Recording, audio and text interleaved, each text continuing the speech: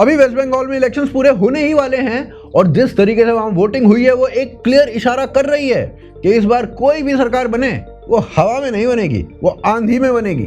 The voter turnout in Bengal has been phenomenal, absolutely unprecedented.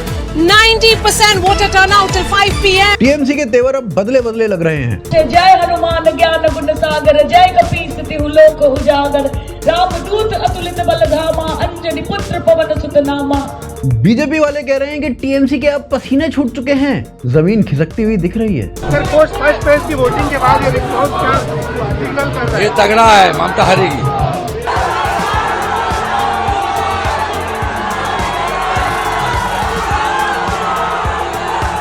अब देखो exactly क्या होगा उसका फैसला 4 मई करेगी, लेकिन इतना तय है कि जो आंधी आज बंगाल में उठी है वो खुद ममता बनर्जी को डरा चुकी है और ये अपने आप में एक बहुत बड़ी बात है, क्योंकि ये वही ममता बनर्जी है जिसने बंगाल को अपने बाप की जागीर समझ लिया था। ये वही ममता है जिसके बारे में बार बार कहा गया कि बंगाल से ममता को हटाना नामुमकिन है, लेकिन शायद पहली बार उसके खिलाफ हवा बह रही है। पहले चरण में टीएमसी का अहंकार टूट गया है। और हो भी क्यों ना, वो स्टेट जो कभी ग्लोबल जीडीपी का 12% अकेले अपने दम पे पैदा करता था, आज नेशनल एवरेज से भी नीचे है। एक ऐसा स्टेट जिसको कभी पूरी दुनिया अपना मॉडल मानती थी, आज वो इंडिया का भी मॉडल बनने लायक नहीं रहा है। ममता के राज में 7,000 से ज्यादा कंपनीज बंगाल को छोड़कर भाग चुकी हैं। 6,895 companies have left Bengal in the last 14 years. Yes, you heard that right. As per data provided by central government, from 1st April 2011 to 30th September 2025, nearly 7,000 companies have exited West Bengal. और ये सबसे बड़ा धोखा है, क्योंकि ये वही ममता है जिसने बंगाल से वादा किया था कि वो बंगाल को कम्युनिज्म की बर्बादी से बचाएगी, वो सोनार बांग्ला फिर से देगी, जिस सोनार बांग्ला को हम पूजा करते थे। लेकिन हुआ क्या, टीएमसी ने और ज्यादा बर्बाद कर दिया और अब टीएमसी के लीडर खुद जस्टिफिकेशन दे रहे हैं कि बंगाल में कभी इंडस्ट्रीज थी ही नहीं और ना ही कभी होंगी। All of the Calcutta suburbs that we are referring to is the services sector. When you are looking at manufacturing, now remember one thing, Bengal has never been a hub for large manufacturing and cannot be.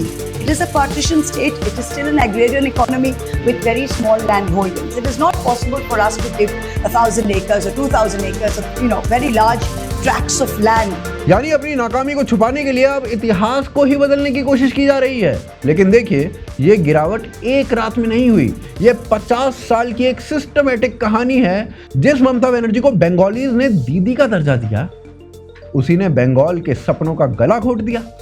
जिसे बंगाल ने अपना मसीहा माना, वो बंगाल के लिए सबसे बड़ा श्राप बन गई। आज इस वीडियो में हम बंगाल की पूरी तबाही का मंजर दिखाएंगे, तो वीडियो को अंत तक जरूर देखना, क्योंकि 4 मई को क्या होने वाला है उसकी एक पूरी पिक्चर आप इसी वीडियो में देख लोगे। देखिए, ये समझने के लिए कि कैसे लेफ्ट और ममता बनर्जी के टाइम में बंगाल की इंडस्ट्रीज को जड़ से खत्म किया गया, हमें थोड़ा इतिहास में जाना पड़ेगा और ये देखना पड़ेगा कि कैसे बंगाल भारत का वो अमृत था जिसे हर कोई पीना चाहता था। साल 1700 के आसपास जब अंग्रेज बंगाल में घुसे तो बंगाल भारत का सबसे अमीर रीजन था, इनफैक्ट भारत का नहीं, पूरी दुनिया का। Famous British economist Angus Maddison की रिसर्च के अकॉर्डिंग उस टाइम ग्लोबल जीडीपी में बंगाल का शेयर 12% के आसपास था, सिर्फ बंगाल का। यानी कि अकेला बंगाल दुनिया की 12% पैदावार कर रहा था। और यही नहीं, बंगाल की मुस्लिम साड़ी दुनिया के सबसे अमीर लोग पहनते थे, चाहे वो इजिप्ट की रानी क्लियोपेट्रा हो या फिर कोई रोमन रानी हो। बंगाल के जूट, सिल्क, इंडिगो और कॉटन की डिमांड पूरी दुनिया में थी। बंगाल के शिप बिल्डर्स इतने एडवांस थे कि ब्रिटिशर्स ने उनके डिजाइन कॉपी करके अपनी नेवी बनाई थी। They have an excellent way of making shrouds, stays and any other rigging for the ships. In 1670, this is somebody crediting the prowess of shipbuilding of India. This letter above was also quoted in a book called History of Indian Shipping by Mukherjee. There is another reference where it says that the British actually borrowed plans and designs from the Indian shipbuilders. लेकिन 1757 में अंग्रेजों ने प्लासी की लड़ाई को जीतकर बंगाल पर कब्जा कर लिया और इसके बाद बंगाल की सिस्टमैटिक लूट शुरू हो गई। अंग्रेजों ने अकेले बंगाल से इतनी दौलत लूटी जिससे इंग्लैंड की इंडस्ट्रियल रेवोल्यूशन को शुरू किया गया था। कार्ल मार्क्स ने खुद लिखा है कि ब्रिटेन की इंडस्ट्रियल रेवोल्यूशन बंगाल के खून पर चली थी। और इसके बाद ये हुआ कि 1770 में अंग्रेजों की टैक्स पॉलिसीज की वजह से बंगाल में एक भयानक अकाल आया। ईस्ट इंडिया कंपनी ने एक ऐसा सिस्टम बनाया था जिसमें किसानों को उनकी फसल का 50% टैक्स देना पड़ रहा था। साथ में अंग्रेजों ने किसानों को मजबूर किया कि वो खाने की फसल की जगह इंडिगो और अफीम भी उगाएं क्योंकि उससे ब्रिटेन को ज्यादा पैसा मिलता था। और इस वजह से जब 1769 में मॉनसून लेट हुआ तो बंगाल में खाने का संकट आ गया, लेकिन ब्रिटिशर्स को इससे कुछ फर्क नहीं पड़ा। उल्टा ईस्ट इंडिया कंपनी के ऑफिसर्स ने अनाज को स्टॉक करके ब्लैक मार्केट में बेचना शुरू कर दिया। और सबसे शर्मनाक बात यह थी कि अकाल के बीच में भी ब्रिटिशर्स बंगाल से चावल एक्सपोर्ट करते रहे इंग्लैंड में, और इसका नतीजा यह हुआ कि 1 करोड़ बंगाली भूख से मर गए। By 1770, the death rate started increasing so rapidly and more than 10 million people died in this famine. This is more than the number of Jews died during the Second World War. Bengal की 1/3 population खत्म हो गई थी, फिर भी इन conditions में भी बंगालियों ने हार नहीं मानी और यहीं से बंगाल रेनेसां की कहानी शुरू होती है। ऐसी सिचुएशंस के बाद भी 1817 में हिंदू कॉलेज की स्थापना की गई जो आज प्रेसिडेंसी यूनिवर्सिटी है। ये एशिया का पहला मॉडर्न एजुकेशनल इंस्टीट्यूट था। 1857 में कलकत्ता यूनिवर्सिटी की स्थापना की गई जो पूरे एशिया में अपनी तरीके की पहली यूनिवर्सिटी थी। इसी यूनिवर्सिटी ने भारत को अपना पहला MA, पहला PhD, पहला डॉक्टरेट दिया था। 1835 में कलकत्ता मेडिकल कॉलेज खुला था। एशिया में पहली बार यहाँ पर वेस्टर्न मेडिसिन पढ़ाई गई थी। और सबसे इंटरेस्टिंग बात, भारत की पहली विमेन डॉक्टर कादम्बिनी गांगुली भी बंगाली थी जो 1886 में ग्रेजुएट हुई थी। और ये वो टाइम था जब इंग्लैंड के अंदर भी विमेन डॉक्टर्स मुश्किल से मिलते थे। और बंगाल ने सिर्फ भारत को मॉडर्न एजुकेशनल इंस्टीट्यूट नहीं दिए थे, बंगाल ने भारत को सोच भी दी थी। राजा राम मोहन रॉय ने 1829 में सती प्रथा बैन करवाई थी। ईश्वर चंद विद्यासागर ने विडो रीमैरिज एक्ट पास करवाया था। बंगाल में 1850 में ही विडो रीमैरिजेस होने लग गई थी। पूरे यूपी, बिहार, राजस्थान में ये रिफॉर्म्स 100 साल बाद पहुंचे थे। सुभाष चंद्र बोस के बारे में एक बात शायद आपको नहीं पता होगी। 1920 में उन्होंने ICS का एग्जाम दिया था जो उस टाइम पूरे ब्रिटिश एम्पायर का सबसे मुश्किल एग्जाम होता था। सुभाष बाबू पूरे ब्रिटिश एम्पायर में 4th रैंक लाए थे, सिर्फ 4 अंग्रेज उनसे ऊपर थे। फिर भी उन्होंने ICS की इतनी प्रेस्टिजियस जॉब छोड़ दी आजादी की लड़ाई के लिए। और इस टाइप का माइंड और करेज बंगाल में नॉर्मल चीज थी। साइंस के अंदर भी बंगालियों ने कमाल किया हुआ था। जगदीश चंद्र बोस ने 1895 में रेडियो वेव्स ट्रांसमिट किए थे। मार्कोनी ने यह काम 1897 में किया था, 2 साल बाद। लेकिन मार्कोनी को नोबेल प्राइज मिला, बोस को नहीं मिला। पता है क्यों? क्योंकि बोस ने अपनी टेक्नोलॉजी को पेटेंट करने से मना कर दिया था। वो साइंस को सबकी सेवा मानते थे। अगर बोस ने पेटेंट फाइल किया होता तो रेडियो का इन्वेंटर भारत से माना जाता। इसके अलावा सत्येंद्रनाथ बोस ने आइंस्टाइन के साथ काम किया था। गॉड्स पार्टिकल हिग्स बोसन का जो बोसॉन है वो इसी बंगाली साइंटिस्ट के नाम पर है। मेघनाथ साहा ने साहा इक्वेशन दी थी। प्रशांत महानलोबिस ने इंडियन स्टैटिस्टिकल इंस्टीट्यूट बनवाया था। और सबसे इंटरेस्टिंग बात, 1947 में जब भारत आजाद हुआ तो बंगाल भारत का सबसे इंडस्ट्रियली डेवलप्ड स्टेट था। पूरे भारत के इंडस्ट्रियल आउटपुट का 27% अकेले बंगाल देता था।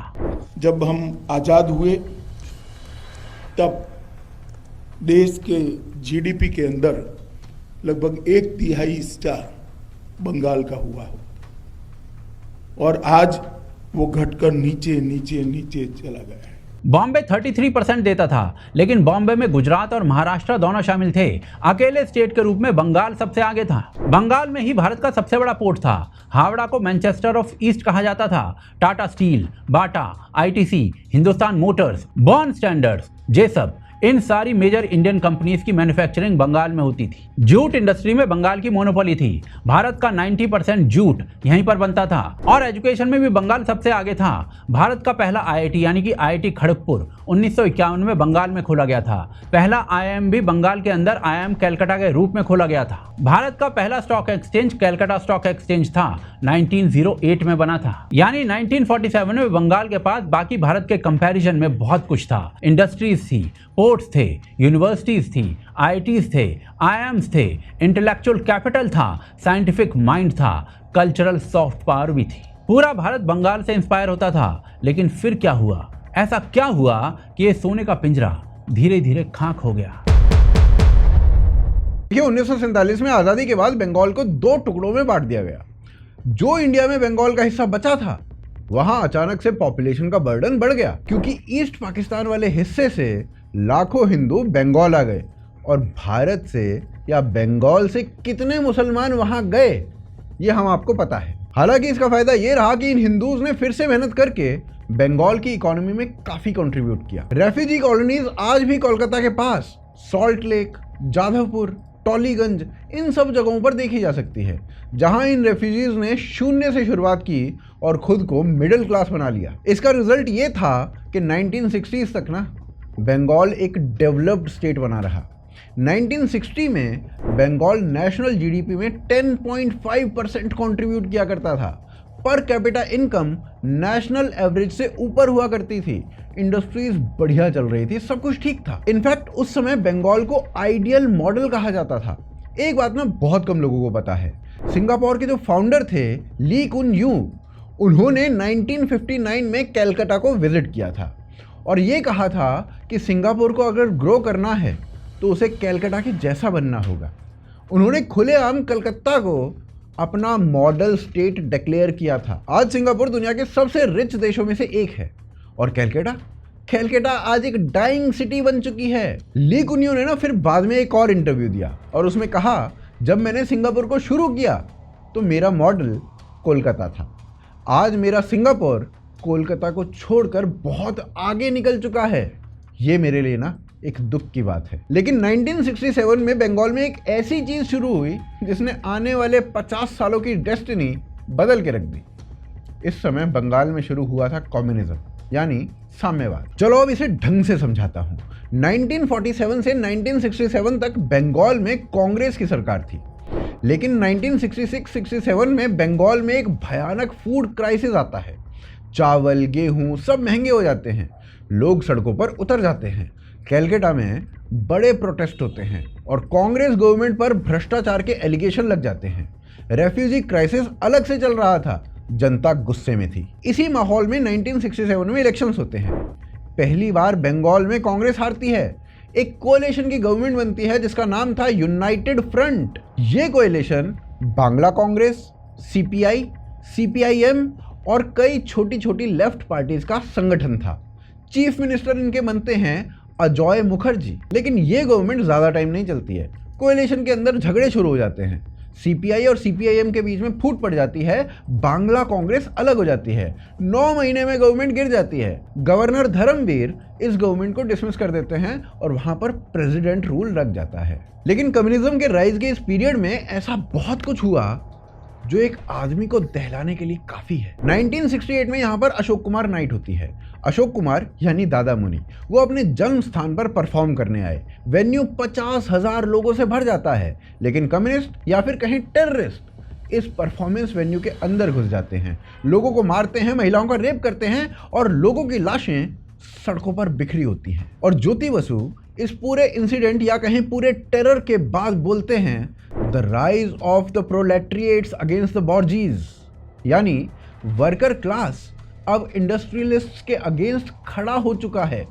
इसी बीच आदित्य बिरला, जो बिरला ग्रुप के मालिक थे, उनके साथ भी बदसलूकी होती है और वो हमेशा के लिए कलकत्ता को छोड़कर बाहर निकल जाते हैं, अपनी पूरी इंडस्ट्री को भी निकाल देते हैं। आदित्य बिरला को कलकत्ता में राइटर्स बिल्डिंग के सामने बीच में उनको गाड़ी से उतारा गया। आदित्य बिरला को ये कपड़े फाड़े गए, वहां से करीब 500 मीटर वहां तक पैदल चल के अंडरगारमेंट्स में हो जाते हैं। उस व्यक्ति ने फिर वहां से फ्लाइट पकड़ी, कलकत्ता से बॉम्बे गया, अपने सारे इन्वेस्टमेंट्स पुल आउट किए, never went back to Calcutta. तो अब सोचो कौन इंडस्ट्रियलिस्ट वहां रहना चाहेगा। And these are nation builders. फिर 1969 में दोबारा इलेक्शन होते हैं और इस बार यूनाइटेड फ्रंट और मजबूत होकर वापस आती है। सीपीआईएम उसको सबसे ज्यादा सीट्स मिलती हैं। ज्योति बसु डेप्यूटी सीएम बनते हैं, लेकिन यहां भी झगड़े नहीं रुकते हैं। साथ में नक्सलाइट मूवमेंट शुरू हो चुका था।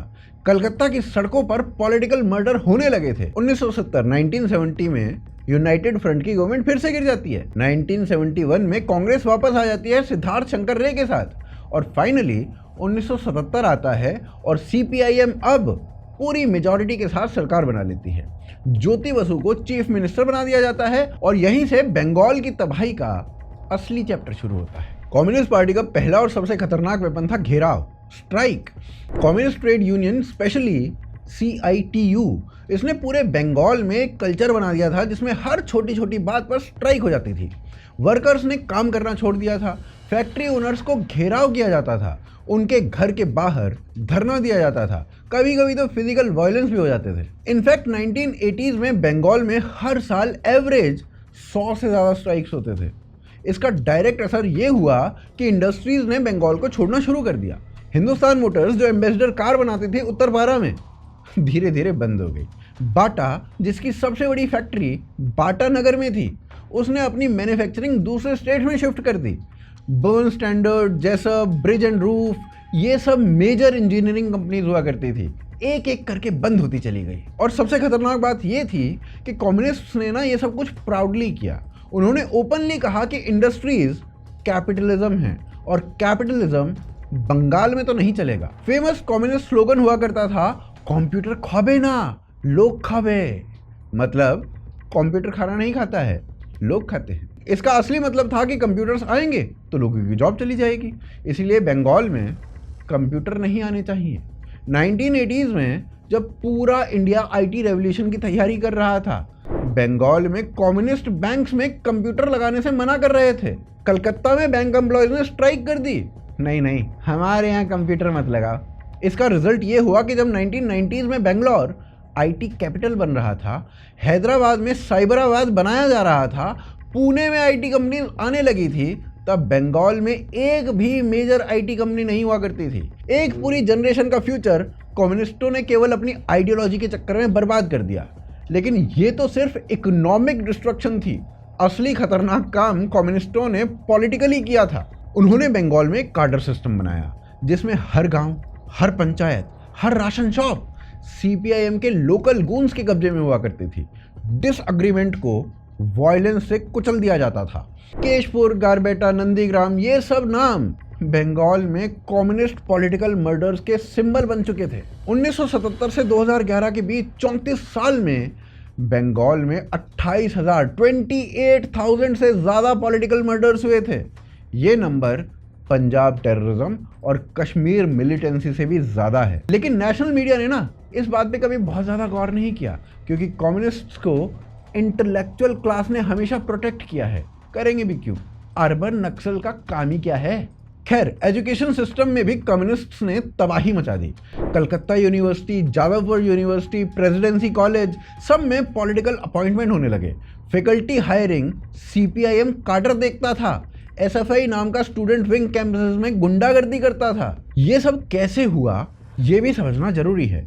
प्रोफेसर बनने के लिए ना सिर्फ क्वालिफिकेशन काफ़ी नहीं थी, आपको पार्टी मीटिंग्स अटेंड करनी पड़ती थी, मार्क्सिस्ट आइडियोलॉजी के पक्ष में रिसर्च पेपर लिखने पड़ते थे, और अगर आप नॉन मार्क्सिस्ट होते थे तो आपकी प्रमोशन रुक जाती थी। PhD स्टूडेंट्स के थीसिस के टॉपिक्स भी पार्टी लाइन के हिसाब से अप्रूव हुआ करते थे।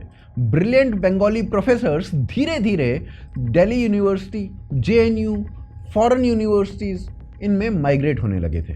इस सब का रिजल्ट ये हुआ कि जिस 1960 में बंगाल की लिटरेसी रेट महाराष्ट्र से ज़्यादा हुआ करती थी, 2011 तक बंगाल महाराष्ट्र से लिटरेसी रेट में पीछे जा चुका था।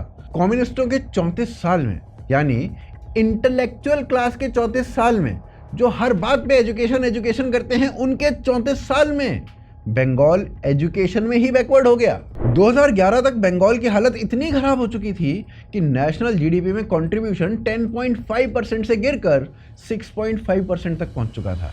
Per capita income national average से नीचे जा चुकी थी। इंडस्ट्रीज का शमशान बन चुका था। बंगाली एजुकेटेड यूथ मामूली जॉब्स के लिए दूसरे स्टेट्स में भटक रहा था। 34 सालों के बाद बंगालीज थक चुके थे।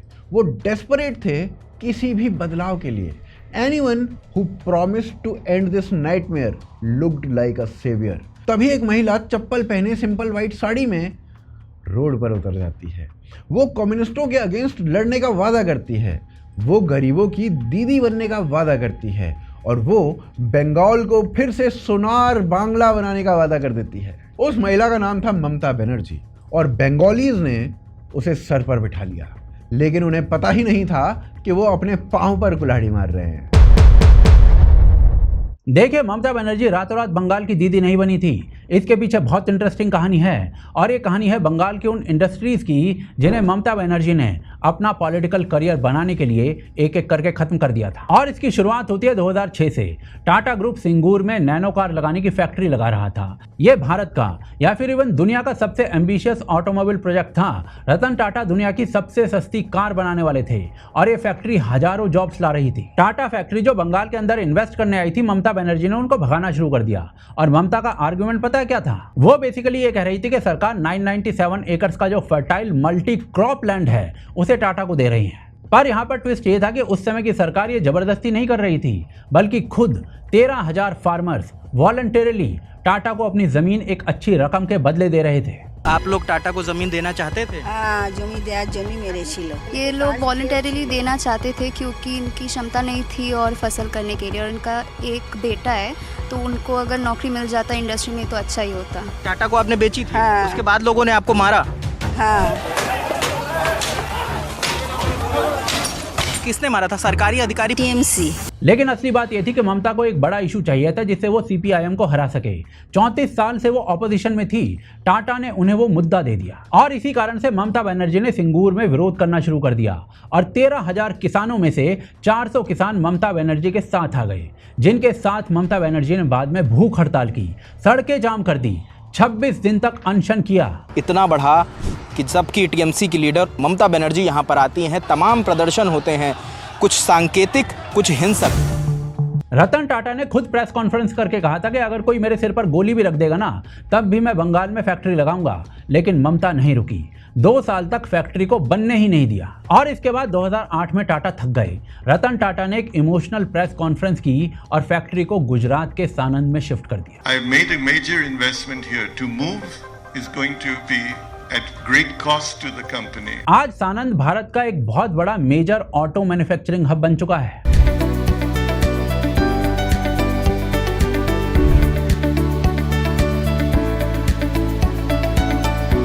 70,000 से ज्यादा लोग सानंद में काम करते हैं। फोर्ड, सुजुकी, एमजी मोटर्स सब वहां पर हैं। ये सब बंगाल में होना चाहिए था। सेम स्टोरी नंदीग्राम में दोहराई गई। Indonesian company Salim group chemicals वहां पर प्लांट लगाना चाहता था 1000 एकड़ के अंदर, और ये स्पेशल इकोनॉमिक जोन था। 1 लाख जॉब्स यहां पर आने वाले थे। ममता ने फिर से विरोध शुरू कर दिया। पुलिस फायरिंग में 14 किसान मारे गए। ममता ने इन मौतों को अपनी पॉलिटिक्स की सीढ़ी बना लिया। लेकिन टाटा और सलीम तो बस शुरुआत थे।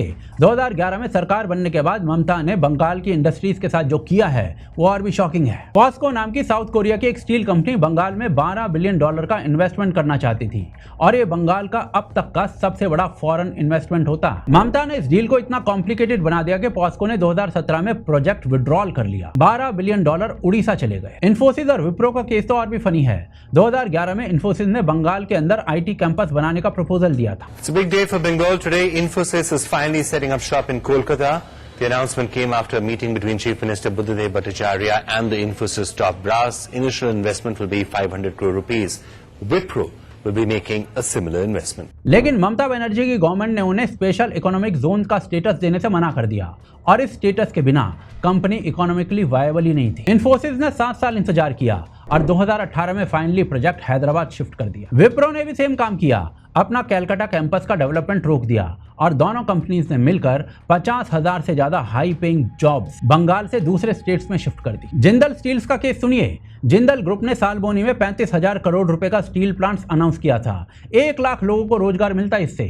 2008 में फाउंडेशनल स्टोन भी रखा जा चुका था। लेकिन ममता बनर्जी की पार्टी टीएमसी ने वहां पर जाकर प्रोटेस्ट ऑर्गेनाइज करवा दिए, लैंड एक्विजिशन को रुकवा दिया। 2017 में जिंदल ने प्रोजेक्ट ही कैंसिल कर दिया। नवीन जिंदल ने खुद कहा था कि बंगाल में बिजनेस करना ऑलमोस्ट इम्पॉसिबल है। इसी तरीके से जनपैक्ट, जो कि दुनिया की सबसे बड़ी बीपीओ कंपनीज में से एक है, उसने 2011 में कैलकाटा में 25,000 लोगों के लिए एक सेंटर खोला था। लेकिन 2019 तक जनपैक्ट ने अपने कैलकाटा ऑपरेशंस बंद कर दिए। सीईओ ने रीजन में लिखा लॉ एंड ऑर्डर, इंफ्रास्ट्रक्चर और गवर्नमेंट कोऑपरेशन की कमी। ममता की सरकार में सबसे ह्यूमिलेटिंग इंसिडेंट हुआ था 2018 में। बंगाल ग्लोबल बिजनेस समिट में ममता ने क्लेम किया कि उन्हें 12 लाख करोड़ के इन्वेस्टमेंट प्रपोजल्स मिले हैं। लेकिन आरटीआई के बाद पता चला कि एक्चुअल ग्राउंड लेवल इन्वेस्टमेंट सिर्फ 60,000 करोड़ करोड़ का हुआ था। मतलब ममता ने 12 लाख करोड़ का दावा किया था सिर्फ हेडलाइन बनाने के लिए। हिंदुस्तान लीवर लिमिटेड, जो कि आज हिंदुस्तान यूनिलीवर है, उसका गार्डन रीच फैक्ट्री 1934 में कलकत्ता में खुला था। भारत का सबसे पुराना कंज्यूमर गुड्स प्लांट 2014 में HUL ने अनाउंस किया कि वो फैक्ट्री बंद कर रहे हैं। रीजन था कॉन्टिन्यूअस यूनियन स्ट्राइक्स और गवर्नमेंट का नॉन कोऑपरेशन। 1500 वर्कर्स की नौकरी चली गई। इसके अलावा डनलप टायर्स का केस तो दिल तोड़ने वाला है। डनलप की शाहगंज फैक्ट्री 1936 में खुली थी, एशिया की पहली टायर फैक्ट्री। 1980s तक डनलप इंडिया का सबसे बड़ा टायर ब्रांड था। लेकिन 2012 में ममता बनर्जी की गवर्नमेंट ने फैक्ट्री को ऑफिशियली बंद घोषित कर दिया। लगभग 2500 वर्कर्स बेरोजगार हो गए और आज वो फैक्ट्री खंडहर है। हिंदुस्तान मोटर्स का उत्तरपारा प्लांट, जो कि एम्बेसडर कार बनाता था, 2014 में बंद कर दिया गया। ये भारत की सबसे आइकॉनिक फैक्ट्री थी। पंडित नेहरू से लेकर हर प्राइम मिनिस्टर ने एम्बेसडर में सफर किया था। ममता बनर्जी की गवर्नमेंट ने इसको बचाने के लिए कुछ नहीं किया और 2500 वर्कर्स बेरोजगार हो गए। কিন্তু কাগজের একটা টুকরো থামিয়ে দিল হিন্দুস্তান মোটরসের প্রায় 2300 শ্রমিকের জীবন সংগ্রাম। শনিবার কারখানার গেটে সাসপেনশন অফ ওয়ার্কের নোটিশ ঝোলার পর থেকেই কর্মহীন সবাই। इसके अलावा बाटा की बाटा नगर फैक्ट्री, जो कि एशिया की कभी सबसे बड़ी शू फैक्ट्री हुआ करती थी, धीरे धीरे स्केल डाउन हो गई। बाटा ने अपनी मैन्युफैक्चरिंग कर्नाटका और तमिलनाडु में शिफ्ट कर दी। 2024 में west Bengal incentive scheme act को रिवोक कर दिया गया, जिसमें 1993 से 2021 के बीच के सारे इंडस्ट्रियल इंसेंटिव्स को रेट्रोस्पेक्टिवली कैंसिल कर दिया गया। मतलब कि जो कंपनीज बंगाल में पहले इन्वेस्ट करके बैठ चुकी थी, उनका भी पैसा डूब गया और फॉरेन इन्वेस्टर्स ने इसे इन्वेस्टमेंट बिट्रेयल कहा था। ममता बनर्जी के 14 साल में 7000 से ज्यादा कंपनीज बंगाल छोड़कर जा चुकी हैं और ये सिर्फ स्टैटिस्टिक्स नहीं है, ये लाखों बंगाली फैमिलीज हैं जिनके बच्चे आज बेंगलोर, हैदराबाद, दिल्ली और मुंबई में काम कर रहे हैं। बंगाल में अनएम्प्लॉयमेंट रेट आज 7% है। CMI की रिपोर्ट के अकॉर्डिंग 2022 से 2023 के बीच सिर्फ एक साल के अंदर बंगाल ने 30 लाख इनफॉर्मल जॉब्स खो दिए। और इस पूरे टाइम में, इस पूरे गुंडा राज में ममता बनर्जी खुद की कुर्सी बचाने के लिए पॉलिटिक्स कर रही थी। बंगाल में women safety, law and order सब कुछ कोलैप्स हो रहा था। RG कर मेडिकल कॉलेज के अंदर ट्रेनी डॉक्टर का रेप और मर्डर हुआ। ममता ने इसे बीजेपी की कॉन्स्पायरेसी बता दिया। सौंदेश खाली में TMC लीडर शेख शाहजहां सालों तक हिंदू महिलाओं का यौन शोषण करता रहा। ममता की गवर्नमेंट ने उसे प्रोटेक्ट किया। SSC स्कैम में 1000 करोड़ की सरकारी नौकरियां बेची गई। शारदा चिट फंड में 2400 करोड़ गरीब लोगों के लूट लिए गए। नारा स्टिंग ऑपरेशन में 12 TMC मिनिस्टर्स कैश लेते हुए रिकॉर्ड हुए। इसके अलावा भाई साहब कम्युनल दंगों का तो हिसाब ही नहीं है और ये सब जितना मैंने बताया है वो सिर्फ टिप ऑफ द आइसबर्ग है। पिछले 15 सालों में इतने कारनामे हुए हैं कि सब बताने लगूं तो सुबह से रात हो जाए। यानी कि जिस कम्युनिज्म ने 34 साल तक बंगाल की इकोनॉमी को बर्बाद किया, ममता की सरकार ने बची कुची कसर भी निकाल दी। कम्युनिस्टों ने आइडियोलॉजी की वजह से बंगाल को बर्बाद किया था, ममता ने प्योर सेल्फ इंटरेस्ट और पावर की वजह से बर्बाद किया। और आज बंगाल को इतना ज्यादा बर्बाद कर दिया गया है कि वहां के सांसद तक ये कहने लगे हैं कि बंगाल में इंडस्ट्रीज अब कभी नहीं लग सकती। बाकी बंगाल का भाग्य कोई नेता तय नहीं कर सकता, बंगाल का भाग्य बंगाली तय करेंगे, क्योंकि बंगाली ऐसा पहले भी कर चुके हैं। अकाल में करोड़ों बंगालियों की मौत के बाद बंगालियों ने ही बंगाल को खड़ा किया था और वो फिर से ऐसा कर सकते हैं। आप इस विषय के बारे में क्या सोचते हैं, कमेंट्स के माध्यम से जरूर बताएं। अगर ये वीडियो आपको वैल्यूएबल लगी तो इसको लाइक और शेयर करना बिल्कुल भी मत भूलिए। अगर आप ऐसे ही सीरियस एनालिसिस और देखना चाहते हैं तो इसी क्षण चैनल को सब्सक्राइब कर लीजिए और जो स्क्रीन पर दूसरा वीडियो इस समय आपको दिख रहा है उसको देखना बिल्कुल मत भूलिए। वो बंगाल के बारे में आपको और जानकारी देगा। बाकी अगले एपिसोड में मिलते हैं किसी और विषय के साथ। तब तक के लिए शुक्रिया।